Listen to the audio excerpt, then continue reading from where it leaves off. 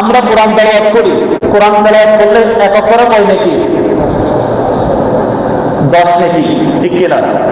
হাদিসে পাকের মধ্যে আসছে আনিন নবী সাল্লাল্লাহু আলাইহি ওয়াসাল্লাম আন্নাহু ক্বাল, আমার নবী বলছেন, মান ক্বারা আল কুরআনা, যে ব্যক্তি কোরআন তেলাওয়াত করবে, ওয়া হুয়া ফিস সালাত, নামাজের মধ্যে, কানা লাহু বিকুল্লি হরফিন মিয়াতু হাসানা, আল্লাহ পাক তাকে একটি হরফের বদৌলতে 100টা নেকি দান করবে।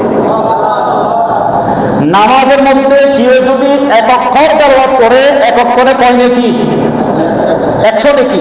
ওয়ামান ক্বারা আল কুরআনা ফি গায়রি সালাতি আলা উদুইন ফালাহু বিকুল্লি হরফিন 25 হাসানা, যে ব্যক্তি নামাজের বাইরে উযু অবস্থায় এক অক্ষর তেলাওয়াত করবে, আল্লাহ পাক তাকে এক অক্ষরের বিনিময়ে 25টা নেকি দান করবে। ওয়ামান ক্বারা আল কুরআনা আলা গায়রি উদুইন ফালাহু 10 হাসানা, আর কোন ব্যক্তি যদি নামাজিও নয়, উযুও নাই, উযু ছাড়া কোরআনের একটা অক্ষর যদি তেলাওয়াত করে, আল্লাহ পাক তাকে 10টা নেকি দান করবে। সুবহানাল্লাহ।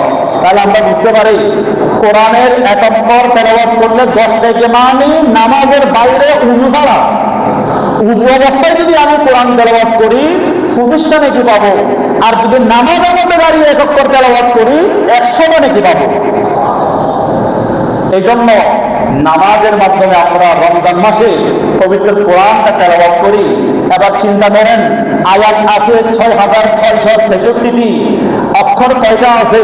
প্রত্যেকটা অক্ষরে অক্ষরে যদি আমাদেরকে 100টা করে নেকি দেওয়া হয়, কত হাজার অক্ষর আছে, কত লক্ষ নেকি আমরা কামাই করেছি।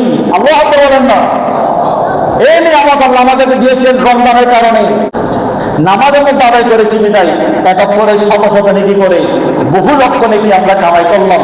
আবার নামাজের বাইরে মসজিদে বসে, ঘরে বসে, চলাফেরায়, হাঁটতে বসতে, মোবাইলে আমরা যে কোরআন তেলাওয়াত করেছি উযু অবস্থায়, এগুলোর মধ্যে আমরা 25টা করে নেকি পেয়েছি। রাস্তা দিয়ে হাঁটার সময় বলে ফেললাম ইন্না লিল্লাহ, আমার উযু নাই, বলে ফেললাম ইন্না লিল্লাহ। ইন্না লিল্লাহ এটাও তো কোরআনের আয়াত, ক্বালু ইন্না লিল্লাহি ওয়া ইন্না ইলাইহি রাজিউন। এই ইন্না লিল্লাহ উযু ছাড়া করলাম, এখানে যত অক্ষর আছে প্রত্যেকের বিনিময়ে 10টা করে নেকি পেয়ে গিয়েছি। সুবহানাল্লাহ। এই জন্য পবিত্র কোরআনকে ধরে রাখতে হবে। কোরআন শুধু রেখে দেওয়ার জন্য নয়, কোরআনটা অর্থ অনুযায়ী, অর্থ করে করে বুঝে বুঝে পড়তে হবে। আমাদের বর্তমানে একটা কোরআন আছে কানজুল ঈমান, আল্লাহ হযরত এটা তরজমা করেছেন উর্দু ভাষায়।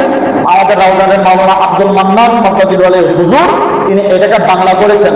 আপনারা যদি অনুবাদওয়ালা কোরআন নিতে চান, কানজুল ঈমান এখানে সম্ভবত থাকতে পারে লাইব্রেরিতে। হ্যাঁ, ওই কানজুল ঈমান কোরআন শরীফটা নেবেন, ওই কানজুল ঈমানটা নিয়ে প্রতিদিন 1 পৃষ্ঠা তেলাওয়াত করবেন, ওই পৃষ্ঠার অর্থগুলো দেখবেন। বর্তমানে তো কোরআন বুঝা সহজ।